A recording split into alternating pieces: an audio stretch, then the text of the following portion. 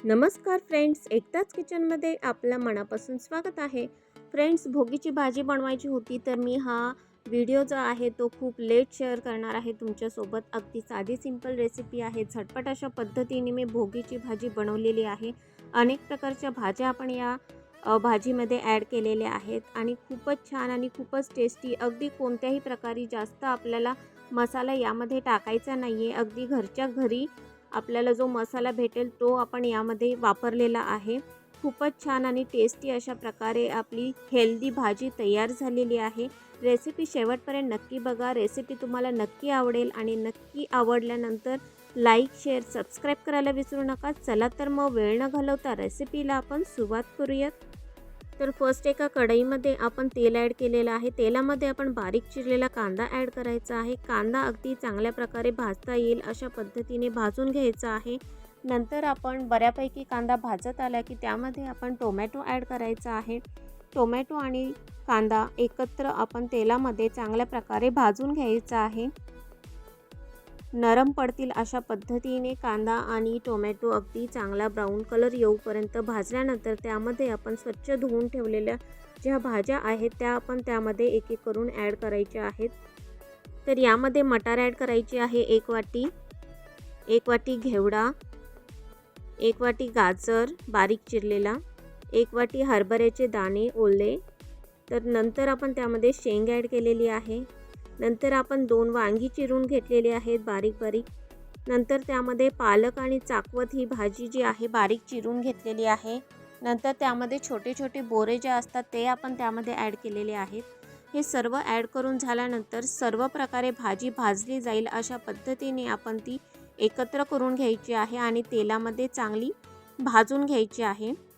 तर अशा पद्धतीने आपण सर्व ज्या भाज्या आहेत त्या एकत्र तेलामध्ये भाजून घेतलेल्या आहेत. तर जसजशी आपण भाजी भाजून घेऊ तसं त्याला थोडंफार पाणी सुटेल. नंतर यामध्ये जो मसाला टाकायचा आहे तो म्हणजेच आपण शेंगदाणे भाजून घेतलेले होते. त्यामध्ये कोथिंबीर आणि लसूण ॲड केलेला आहे. फक्त हाच मसाला आपण बारीक करून घेतल्यानंतर तो अशा पद्धतीने तयार झालेला आहे. तो मसाला आपण त्या भाजीमध्ये ॲड करायचा आहे. तर हा मसाला 2 चमचेच झालेला आहे. 2 चमचेचा मसाला बनवलेला आहे. भाजलेलं शेंगदाणे आहेत आणि त्यामध्ये कोथिंबीर आहे आणि लसूण हे सर्व मसाला आपण त्यामध्ये ॲड केल्यानंतर त्याबरोबर आपल्याला हवं त्या प्रमाणात तिखट आपण ॲड करू शकतो. तर मी 2 चमचे तिखट ॲड केलेले आहे. नंतर त्यामध्ये आपण चवीपुरते मीठ ॲड करायचे आहे. मीठ ॲड करून झाल्यानंतर आपण अर्धा चमचा हळद ॲड करायची आहे. तर हे सर्व आपण आता भाजून घेणार आहोत. परत एकदा चांगल्या प्रकारे भाजीला हलवून घ्यायचं आहे जेणेकरून तिखट, मीठ आणि हळद जे आहे ते चांगल्या प्रकारे भाजीला लागलं जाईल आणि हळूहळू त्याचा कलर जो आहे तो चेंज होत जाईल. तर अशा पद्धतीने आपण सर्व भाज्या एकत्र करून घ्यायच्या आहेत. तर एकत्र करून झाल्यानंतर भाजी आपली अशी थोडीफार दिसेल, कलर चेंज झालेला असेल त्याचा. तर खूप सुंदर असा कलर आलेला आहे भाजीला. तुम्हाला हवं त्या प्रमाणात तुम्ही तिखट त्यामध्ये ॲड करू शकता. तर नंतर आपण यामध्ये पाणी ॲड करायचं आहे. अंदाजे तुम्हाला पातळ हवी असेल भाजी, घट्ट हवी असेल भाजी, त्या पद्धतीने तुम्ही त्यामध्ये पाणी ॲड करू शकता. तर यामध्ये आपण पाणी ॲड केलेलं आहे. पाणी ॲड करून झाल्यानंतर त्याच्यावरती आपण झाकण लावून ठेवून द्यायचं आहे जेणेकरून ज्या भाज्या आहेत ते चांगल्या प्रकारे शिजल्या जातील पाण्यामध्ये. आणि एक 10 ते 15 मिनटं, 10 ते 15 मिनटं देखील लागणार नाहीत. एक 5-10 मिनटामध्येच आपली भाजी सुंदर अशा पद्धतीने शिजून तयार झालेली असेल. कारण की आपण तेलामध्ये जास्त भाजी भाजली आहे आणि भाजी त्यामध्ये देखील शिजून निघालेली आहे. त्याला पाणी सुटलेलं होतं. तर नंतर पाणी ॲड केल्यानंतर सुंदर अशा पद्धतीने बघू शकता की आपली मिक्स भाजी जी आहे ती भोगीची भाजी आपली तयार झालेली आहे. अजून तुम्हाला यामध्ये कोणत्या भाज्या हव्या असतील तर तुम्ही त्यामध्ये ॲड करू शकता. तर यामध्ये मी पावटा देखील ॲड केलेला होता, ते मी सांगायची राहून गेले. घेवड्याची भाजी आणि पावटा हे दोन्ही एकत्र ठेवले होते त्यामुळे मी पावट्याचं नाव घ्यायचं विसरून गेले.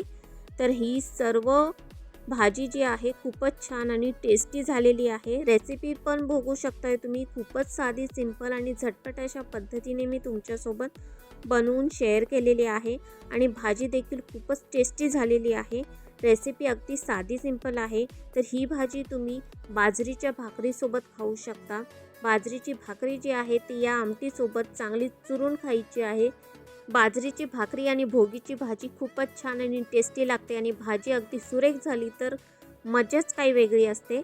रेसिपी शेवटपर्यंत तुम्ही बघितली असेल आणि माझी ही मिक्स भाजीची भोगीची भाजीची रेसिपी तुम्हाला आवडली असेल तर प्लीज लाईक शेअर सबस्क्राईब करायला विसरू नका. चला तर मग पुन्हा भेटूत फ्रेंड्स नेक्स्ट व्हिडिओमध्ये नेक्स्ट रेसिपीसोबत. बाय.